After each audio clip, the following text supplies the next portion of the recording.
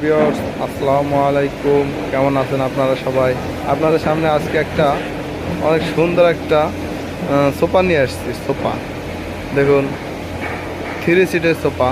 এটা এখনও গদি করা হয় নাই, বাট হবে, কালার করব, তারপরে গদি করব। আমরা নিজেরাই বানাইছি, আমি নিজে বানাইছি। আমি আমি মূলত এসবের কাজই করি।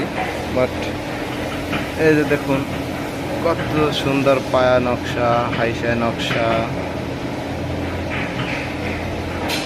এটা জিনিস স্পষ্ট দেখুন, একটা সোফায় 3টা গোলাপ।